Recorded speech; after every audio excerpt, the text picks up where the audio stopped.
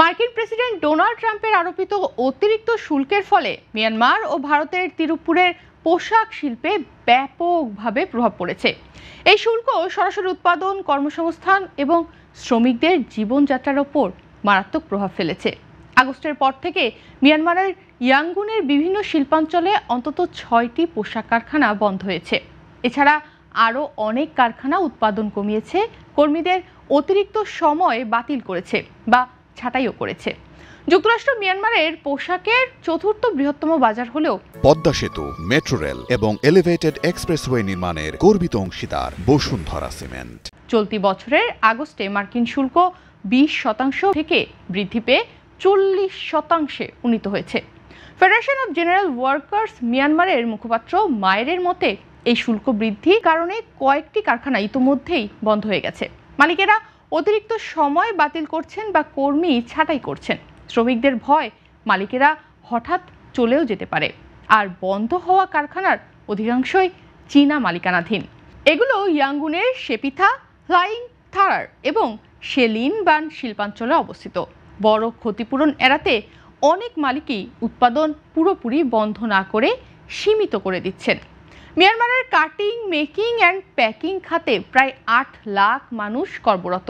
কিন্তু সাময়িক উত্থানের পর আন্তর্জাতিক নিষেধাজ্ঞা, বিদ্যুৎ ঘাটতি, জ্বালানি সংকট এবং বৈদেশিক মুদ্রার কারণে ঘাটতি সংকটে রয়েছে। অপরদিকে ভারতের দক্ষিণে অবস্থিত তিরুপ্পুর দীর্ঘদিন ধরে ডলার সিটি হিসেবে পরিচিত। শহরটি মূলত যুক্তরাষ্ট্রের বড় খুচরা বিক্রেতাদের যেমন ওয়ালমার্ট, টার্গেট ও সিয়ার্স পোশাক রপ্তানির কেন্দ্র। তবে মার্কিন শুল্কের কারণে আগস্টের মধ্যেই শহরের বহু কারখানার উৎপাদন প্রায় থমকে গেছে। এতে প্রায় 6 লাখ শ্রমিকের জীবিকা বিপর্যস্ত হয়েছে।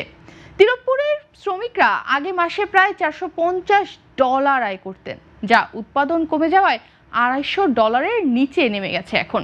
অনেক শ্রমিক বাধ্য হয়ে শহর ছেড়ে অন্য রাজ্যে নির্মাণ শ্রমিক হিসেবে কাজ করছেন। শ্রমিকদের অনেকের কোনো লিখিত চুক্তি বা চাকরির নিশ্চয়তাও নেই। এখন তিরুপুর শহরের মোট উৎপাদন প্রায় 25% কমে গেছে। তিরুপুরের এক্সপোর্টার্স অ্যাসোসিয়েশনের তথ্য অনুযায়ী গত বছর শহর থেকে $3.7 বিলিয়ন পোশাক রপ্তানি হয়েছিল, যার 1/3 যুক্তরাজ্যে যায়। এদিকে উৎপাদন কমে যাওয়ার কারণে মালিকদের এখন প্রধান লক্ষ্য নগদ প্রবাহ বজায় রাখা এবং খরচ কমানো। এমন শুল্ক পরিস্থিতির জন্য মার্কিন ক্রেতারা অর্ডার কমাচ্ছে বা বিলম্ব করছে, বলছে অপেক্ষা করো।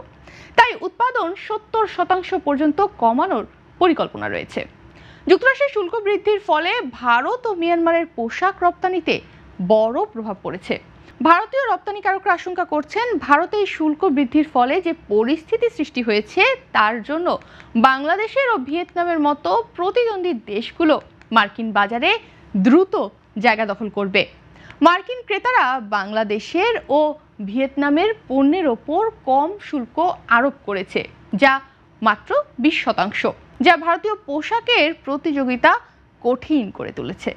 ভারত সরকার তুলা আমদানিতে শুল্ক মুক্তির মেয়াদ বাড়িয়েছে এবং কিছু সহায়ক পদক্ষেপ নিয়েছে। ভারতের প্রধানমন্ত্রী নরেন্দ্র মোদী আগস্টে স্বাধীনতা দিবসের ভাষণে আত্মনির্ভরতার ডাক দিয়েছেন। তবে তিরুপুরের পোশাক ব্যবসায়ীরা আরও দ্রুত ও কার্যকর সহায়তা চাইছেন। মার্কিন শুল্কের কারণে মিয়ানমার ও ভারতের পোশাক শিল্পে উৎপাদন কমেছে, কারখানা বন্ধ হয়েছে, কর্মী ছাঁটাই হয়েছে এবং শ্রমিকদের আয়ও হ্রাস ঘটেছে। সরকারের পদক্ষেপ সীমিত হলেও শ্রমিক ও ব্যবসায়ীদের জন্য পরিস্থিতি কিন্তু এখন অনেক কঠিন। আন্তর্জাতিক বাজারে প্রতিদ্বন্দ্বী দেশগুলোর প্রভাব আরও বাড়তে পারে।